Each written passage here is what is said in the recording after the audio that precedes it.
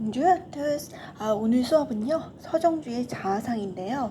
먼저 죄송한데 제가 소설을 먼저 하려고 했는데 분량이 많기도 하고 아직 공부를 다 못 끝냈어요. 그리고 두 번째로 지금 이게 오프라인이 아니다 보니까 이렇게 중간중간 몇 번째 줄 보세요라고 하기에는 좀 어려운 것 같아요. 근데 시는 지금 이제 지문 자체가 그렇게 긴 편은 아니니까 또 수업을 하기에 1시간 정도로 딱 좋은 것 같거든요. 그래서 이제 약간 순서를 처음 의도랑 다르게요. 이제 온라인 수업이기 때문에 시를 먼저 하고 이제 순서를 좀 바꾸게 됐습니다. 자, 오늘 수업은요, 굉장히 유명한 작품이고요. 한국을 대표하는 그런 현대 시인의 어떤 거목, 미당, 서정주 선생님의 자아상이라는 대표 작품입니다. 자, 미당 서정주 선생님을 보면요, 1915년에 태어나셔서 일제강점기를 지나고요, 6.25 전쟁이나 뭐 이런 무수히 많은 한국 현대사를 지나온 뒤에 2000년에 이제 최근에 돌아가셨는데요. 이제 제가 거기 입력을 해놨지만 탁월한 언어 감각과 전통 소재의 활발한 차용으로, 차용이라는 거는 빌려 쓰는 거예요. 우리가 익히 아는 뭐 쪽돌이라든가 고무신이라든가 이런 어떤 전통적인 소재를 굉장히 적극적으로 빌려 써서 시를 썼는데 굉장히 순수한 순수 문학적인 그런 분위기와 작품을 보여주고 있고요. 한국 문학사에서 정말 빼놓을 수 없는, 그리고 황순원 선생님 있죠. 소설을 대표하는 황순원 선생님과 굉장히 많이 비교도 되고 이렇게 다루어졌던 인물이에요. 한때 이제 한국 시단의 세 명의 천재로 불렸는데, 자, 이 최근에 이제 그 작품은 뛰어남에도 불구하고 좀 기출이 많이 되지 않고 빈도가 떨어졌어요. 그 이유는 일제시대 이제 말기에 그때 많은 분들이 이제 작가분들이 회절을 했었잖아요. 우리가 익히 아는 뭐 윤동주 선생님이나 아니면은 광야를 쓰신 이육 선생님, 그 두 분은 순국하셨잖아요. 그렇게 정말 마지막까지 죽음으로 저항한 분이 아니고서야 그때 당시 대부분이 회절을 했기 때문에 이제 그 친일행위로서 좀 오점을 남겼고요. 그래서 이것에 대해서 이제 서정주 시인님이 나는 그때 징용을 피하려고 그런 친일시를 썼었고, 또 이후에 한 수백 년은 그런 일제강점기가 이어질 줄 알았다라고 얘기를 했어요. 근데 이거를 조금 그렇게 볼 수도 있을까라고 생각하던데 찬물을 끼얹게 된 결정적 계기가 그 이승만 정부 때는요, 이승만 대통령이 어떤 일대기를 쓰시고자 했고요. 또 전두환 대통령 때 굉장히 이 빡빡이 아저씨를 찬양하는 그런 어떤 시를 써가지고 가끔 친일 때 쓰신 시도 보면요, 내용은 나쁜데 너무 잘 썼어. 얄미워. 그런 게 있어요. 그래서 저한테는 사실 대학의 큰 스승님이시고요. 제가 감히 수업을 듣거나 본 적은 없어요. 저는 예전에 제가 가난한 사랑 노래 할 때 신경미 선생님은 직접 수업을 들었다고 했잖아요. 마지막 영광을 누린 학생이었는데 그렇게 뵙지는 못하고요. 그 서정수 선생님의 제자셨던 그 조정래 선생님, 조정래 작가님 특강은 몇 번 들었던 것 같아요. 그래서 대표작은 지금 우리가 하는 자화상, 그리고 추천사, 곡화 옆에서 무등을 보며, 그리고 동천 등의 작품이 있습니다. 자, 자화상 하면요, 스스로 내가 그림을 그려서 나의 얼굴을 또는 나의 모습을 초상화로 남기는 거잖아요. 근데 이분은 제목은 자화상이에요. 그림을 그린 게 아니잖아. 근데 뭔가를 쓴 거죠. 그럼 뭐로 한 거예요? 자화상을 언어로, 나의 언어로 글 쓰듯이, 그림 그리듯이 내 삶을 보여주고 있는 거죠. 자, 일단 시가 길진 않은데요, 약간 울림이 큽니다. 보도록 하겠습니다. 예비는 종이었다. 밤이 깊어도 오지 않았다. 팥뿌리같이 늙은 할머니와 대추꽃이 한 주 서 있을 뿐이었다. 엄에는 달을 두고 풋살고가 꼭 하나만 먹고 싶다 하였으나 흙으로 바람벽 한 호롱불 밑에 손톱이 까만 애미의 아들, 가보년이라든가 바다에 나가서는 돌아오지 않는다는 외할아버지의 수많은 머리털과 그 크다란 눈이 나는 닮았다고 한다. 23해 동안 나를 키운 건 파라리 바람이더라. 세상은 가도 가도 부끄럽기만 하더라. 어떤 이는 내 눈에서 죄인을 읽고 가고 어떤 이는 내 입에서 천치를 읽고 가나 난 아무것도 뉘우치진 않으란다. 찬란히 튀어오는 어느 아침에도 이마 위에 얹힌 시의 이슬에는 몇 방울의 피가 언제나 섞여 있어. 벼치거나 그늘이거나 혓바닥 늘어뜨린 병든 숙회 마냥 헐떡헐떡헐떡거리며 나는 왔다. 자, 시가 3년으로 이루어져 있는데요. 과거의 삶과 그것을 바탕으로 이제 현재를 돌아보는 그런 짧은 구조, 그런 순차적인 구조로 이루어져 있습니다. 자, 근데 시작 부분이요. 굉장히 강해요. 나의 아버지는 종놈이었다. 뭔가 이런 말 딱 들었을 때 그렇구나. 저 사람이 저런 배경을 가지고 확실히 이해가 되잖아요. 그쵸? 한 번에 딱 이해는 되는데 문제는 임팩트가 너무 커요. 저렇게 좀 나한테 마이너스가 될 수 있는 그런 취약할 수 있는 신분을 당당하게 말할 수 있을까 이런 솔직함에 놀라게 되고 또 한편으로는 그런 어떤 충격과 동시에 저 사람 저렇게 진솔하구나 라는 그런 어떤 감동이 주어지기도 하죠. 예전에 제가 수업 때 제 얘기 많이 하는데 좀 비판을 받긴 하는데 뭐 이게 지나가는 인연이었어요. 깊이 인연이 된 분은 아닌데 그 선생님이 저랑 결혼을 하고 싶으셨나 봐요. 그래서 자기 인생을 털어놓으시는데 제가 정말 이 시를 볼 때 충격이 왔어요. 왜냐면 어머니가 씹어지셨어요 라고 얘기를 하는 거예요. 그래서 그때 어떤 위로와 말을 해야 될지 어떠한 반응을 해야 될지 몰라서 멘붕이 왔던 적이 있었거든요. 다행히 이제 그분은 다른 좋은 분을 만나서 이제 결혼을 하셨지만 좀 저는 이 시 볼 때 좀 그런 충격 그리고 뭔가 너무 솔직해서 주는 감동 이런 걸 느꼈던 것 같아요. 애비는 종이었다. 자, 그래서 여기 부분은요. 밤이 깊어도 오지 않았다. 지금 문장은 짧은데 하나 좀 적어둘게요. 그 충격과 감동을 주는 그런 접근법으로 도입을 하고 있죠. 그래서 동그라미 1번 해주시고요. 솔직함 화살표 해주시고요. 도전적인 저항의지 당당함이라고 적어주세요. 그래서 어떻게 보면은 이 애비가 종이었다. 나의 신분 또한 종일 수가 있는 거죠. 지금처럼 민주화 사회가 되지 않으면 할아버지가 종이면 아버지도 종이고 나도 종이고 그 예전에 우리가 난소공에서 영수가 얘기를 하잖아요. 왜 우리는 이렇게 가난하지? 무엇이 우리를 이렇게 굴레를 만들었지? 그래서 생각하다 보니까 언젠가 노비 매매 문서를 조판한 기억이 있는데 그 누구누구의 자, 누구누구의 아내, 누구누구의 며느리 다 종이었잖아요. 그걸 보면서 씁쓸함을 느꼈던 게 나의 운명인 것 같다는 생각을 하는 거예요. 근데 여기도 마찬가지예요. 그래서요, 이 신분이라는 거는 과거에 벗어날 수가 없잖아요. 그래서 동그라미 1번 해주시고요. 고통스러운 삶의 굴레라고 적어주세요. 고통스러운 삶의 굴레. 그래서 솔직함이 주는 어떤 현실 대결의 저항의지를 느낄 수가 있다라고 보고요. 이거를 확장해서 해석했을 때 이렇게 보는 분도 있어요. 이 개인사로 보면 아닌 게 아니고 완전 종은 아니었고요.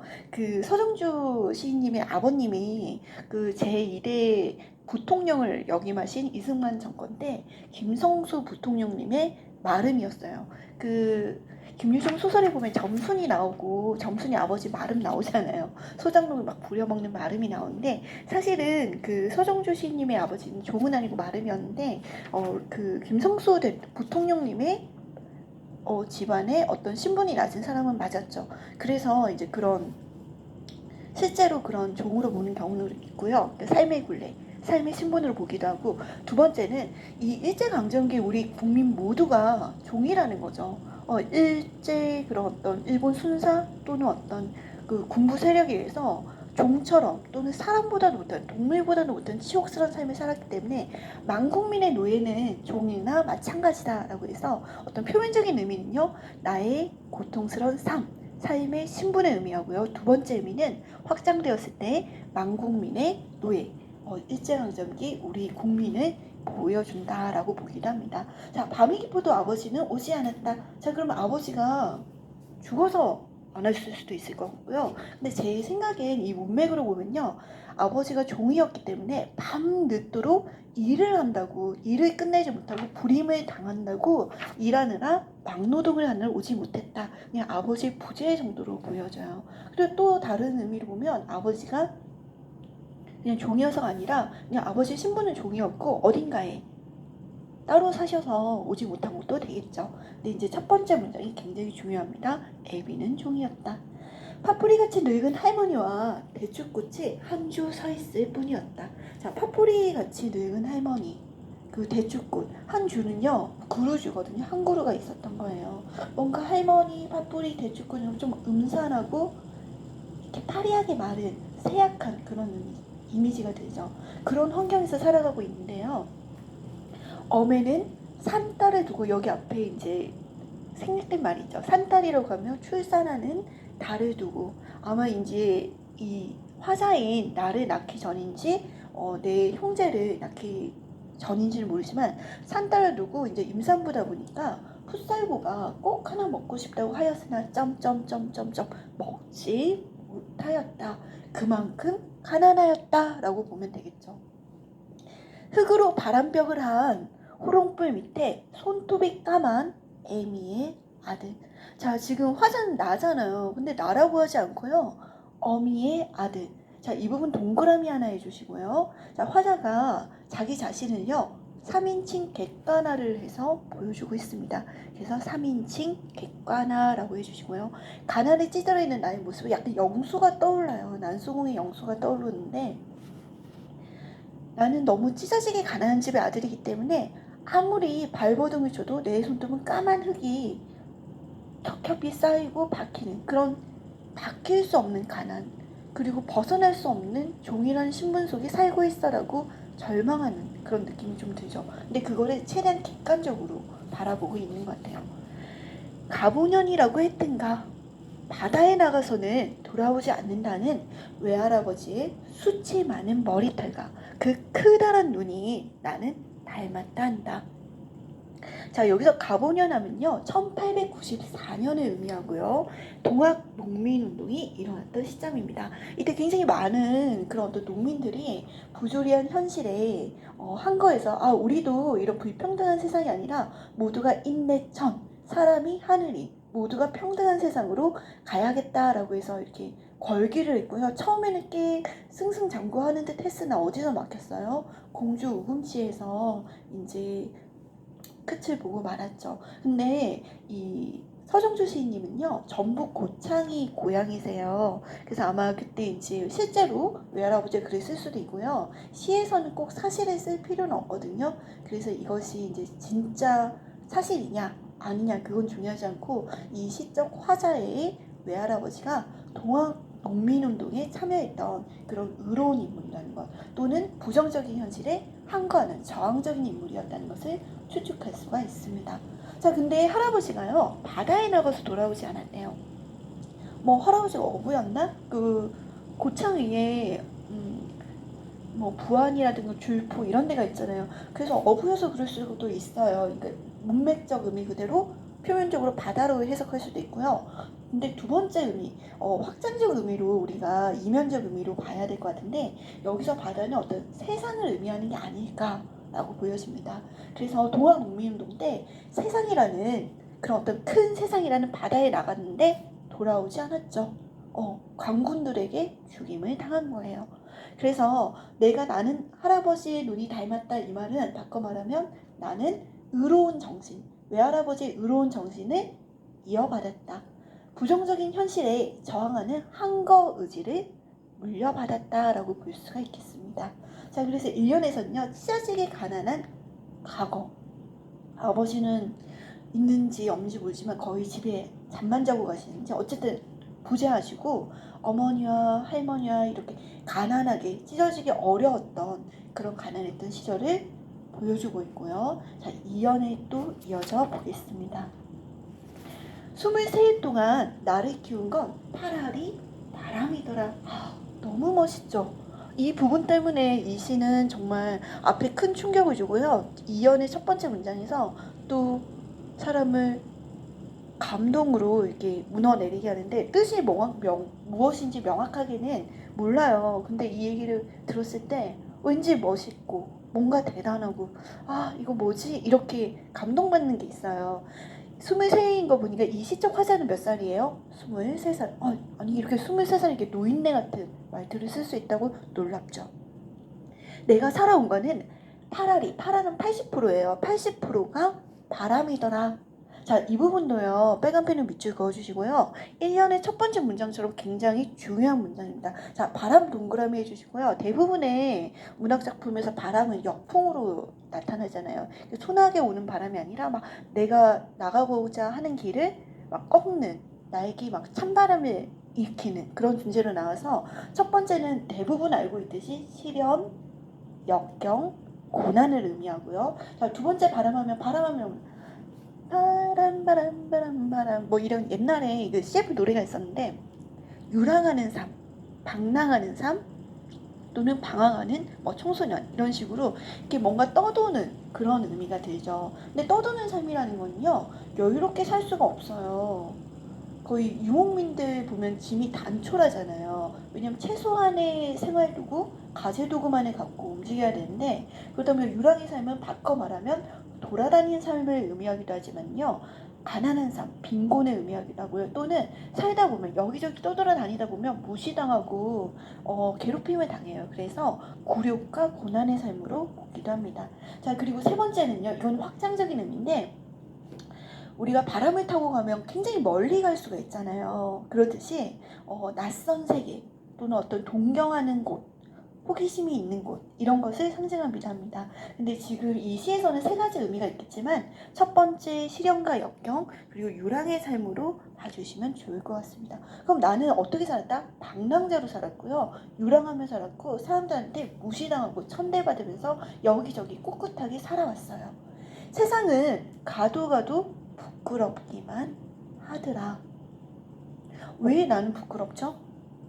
남들이 내가 누구 집 아들인지, 누구 집 자식인지 몰라요. 내가 뭐 하는 사람인지 모르는데 나는 외할아버지가 반란군이었다는, 아버지가 종놈이었다는 그런 게 누가 말을 하지 않아도 손가락질하는 것처럼 계속 나를 묶고 있는 것 같아요. 그래서 나의 신분의 굴레가 나를 계속 얽어매고 있죠. 그래서 여기서는요. 자신의 삶을 성찰이라고 적어주시고요. 죄의식이라고 해주세요. 아마 신분적인 한계에서 오는 죄의식인 것 같습니다.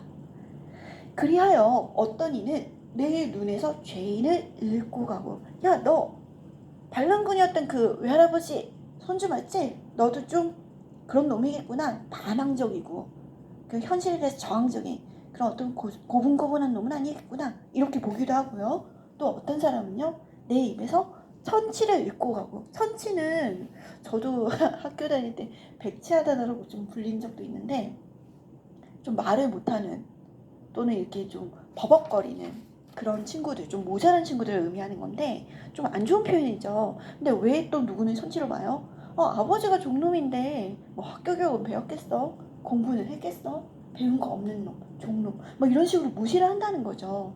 그래서 어떤 사람은 나를 반란군이라서 그런 혁명적인 그런 저항적 기질이 있다고 안 좋게 보고 또 어떤 이는 너가 배운 것도 없고 신분도 그런데 되면 뭐가 되겠어 이렇게 갈시를 하는 거예요. 얼마나 가슴 아팠겠어요. 근데 그런 고달픔과 고통의 삶에서 나는 아무것도 뉘우치지 않으련다. 자, 이 부분 굉장히 멋지죠. 지금 사람들이 막 괴롭히고 힘들고 밟혀요. 왕따를 당해가지고 끌려가서 막 이렇게 밟히는 상황인데 근데도 거기서 그걸 받아들이고 굴복하는 게 아니고요. 나는 아무것도 뉘우치지 않으련다. 사실 맞잖아요. 내 잘못인가? 그 신분이 나의 잘못도 아니죠. 그런 상황에서 누구누구의 아들, 누구누구의 손주 되는 건 나의 뜻과 상관은 없는 거잖아요. 그래서 그리고 이 사람이 그런 것도 있는 것 같아요. 그게 뭐 어때서 뭐가 부족하고 뭐가 불합리한데 우리가 잘못한 게 있어? 이런 식의 내적인 어떤 오기 그런 것들도 있었던 것 같아요. 그래서 이 부분에 빨간펜 밑줄 그어주시고요. 고백과 저항 의지 해주세요. 무엇에 대한 저항 의지?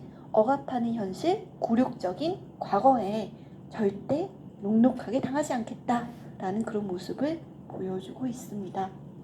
굉장히 멋있는 것 같아요. 자, 2연에서는요, 역시 과거를 나오는데, 1년에서 신분이라든가 어떤 가난한 환경에 대해 얘기를 했다면요, 2년 이후에 아마 성장기 과정이 될 거라고 생각이 돼요. 그 어린 초등학생 나이 때 그 유년기가 아니라 이후에 아동기를 지나서 청소년기에 해당하는 시간을 우리가 정확히는 모르지만 이 사람이 떠도는 삶을 살았고 공부를 못 배웠을 수도 있어요. 근데 사람들한테 막 무시당하고 막 저항적이다, 반항적이다, 반항기 있다 이런 말도 들으면서 굉장히 이렇게 또 무너지지 않는 그런 삶을 살아가왔음을 알 수가 있습니다. 굉장히 고달픈 삶인 것은 여전하죠. 자, 3년 보겠습니다.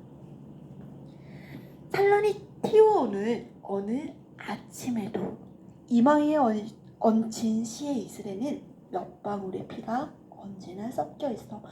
아침이 돼서 동이 튀어온대요. 그리고 시하면 뭐 모든 시가 다 이렇게 맑은 건 아니지만 우리가 사실 딱 떠오르는 거는 순수함, 깨끗함 그런 느낌이 있잖아요. 이마 위에 이제 땀방울이 얹히듯이 시의 이슬이 얹혔다.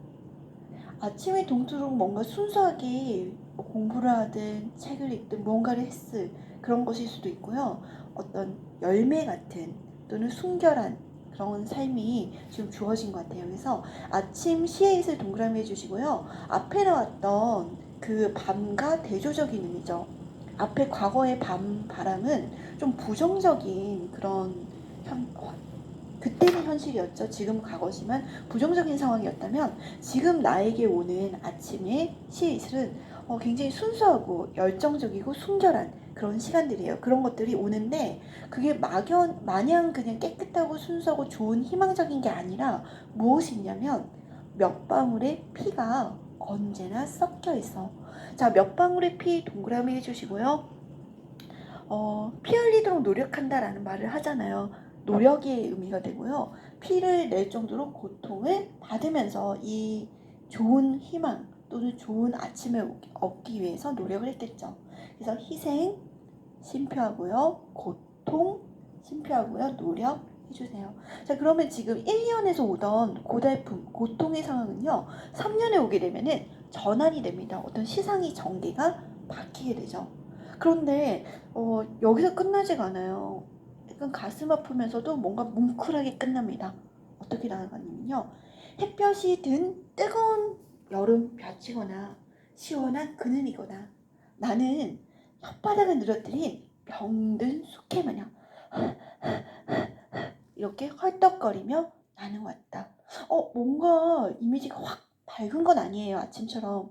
근데 무언가가 이렇게 의미심장하게 생각하게 만들어요. 왜?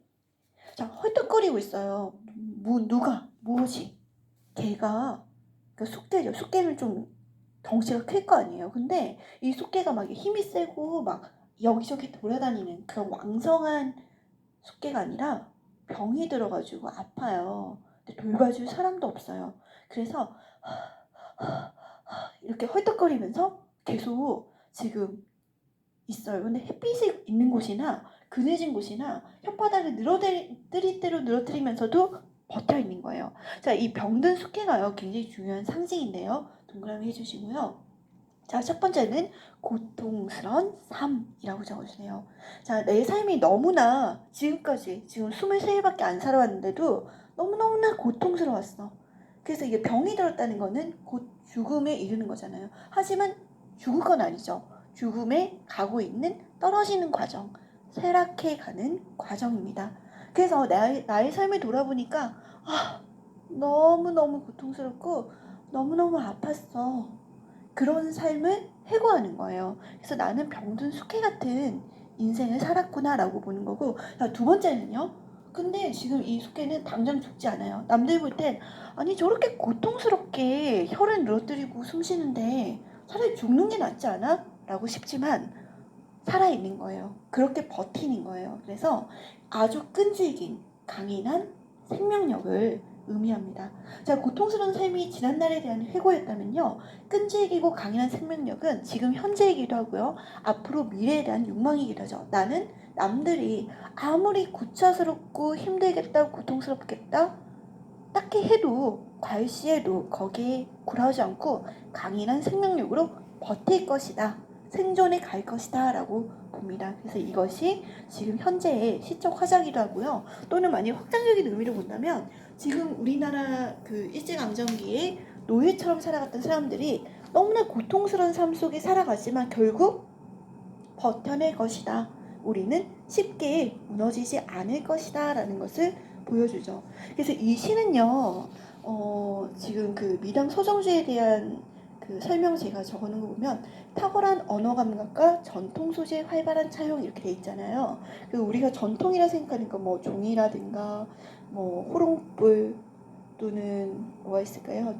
제인, 뭐 천체 이런 그 느낌이 이제 옛날 느낌의 정소를 조선시대나 뭐 일제강점 그때를 떠올리게 하기도 하고요. 또 이분이 이제 전북분이잖아요. 그러다 보니까 저는 사실 부모님이 전남이거든요. 그래서 어메 또는 이제 커다란 양, 크다란 이런 거 보면 아 이게 그쪽 말투가 딱 느낌이 와요. 근데 이제 일반인들 보면 좀 느껴지진 않지만 무언가 토속적인 그런 서울의 산뜻한 현대적인 느낌이 아니라 토속적이고 시골 같은 말투의 그런 것으로서 아늑한 한국인의 그런 정서를 시에서 전해주고 있다라는 거죠. 그것이 이제 이분이 가진 시의 매력이고요. 그리고 이 시에서는 무엇보다도 고통스러운 그런 굴욕적인 삶을 그냥 그것을 받아들이는 게 아니라 내 삶의 승화로서 저항 의지나 의로운 정신으로서 바뀌는데 이 시의 묘미가 있는 것 같습니다. 자, 이 시의 특징은요. 화자가 살아온 성장 과정을요. 마치 누군가에게 고백하듯이 너무나 솔직하게 이야기를 해서요. 충격과 감동을 주는 그런 구성을 갖고 있고요. 역사적인 시련기를 살아온 우리나라 일제강점기부터 뭐 한국 전쟁 그리고 4.19 뭐 굉장히 많은 시련이 있었죠. 그 시련을 살아온 그런 우리 민족의 삶을 보여주는 것처럼 보여지기도 하고요.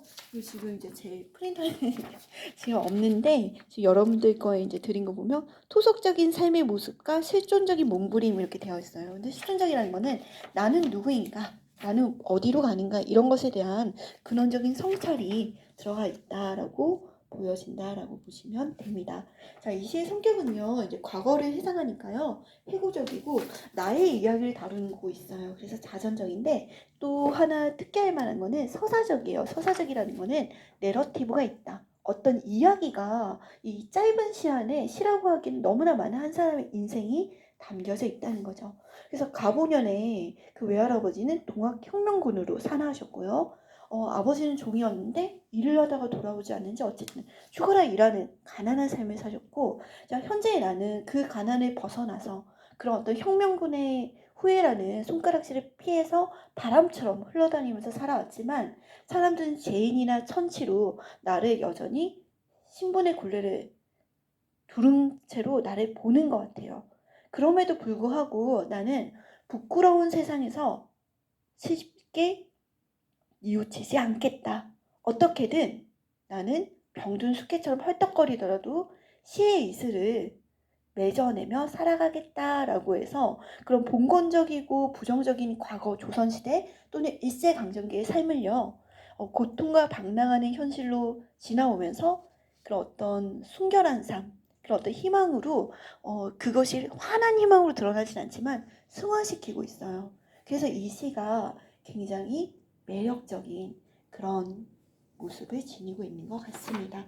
저는 사실은 좀 서정조 시인님 하면 좀 할 말은 많은데 저는 이 시들은 되게 좋아해요. 근데 그다지 이제 이 시님은 좋아하진 않거든요. 그리고 또 제가 제 입장에서 그 저희 학교 교수님이셨고 대선배님한테 뭐라고 평을 할 수가 없어요. 근데 이 자화상은 이제 윤동주의 자화상도 있고 굉장히 많이 있잖아요. 그런 것들과 대비해서 볼 수가 있고요. 지금 이제 이 작품을 자화상으로 본다면 어떤 걸로 우리가 자화상을 그릴 수 있었던 것 같아요? 애비는 종이었다. 종.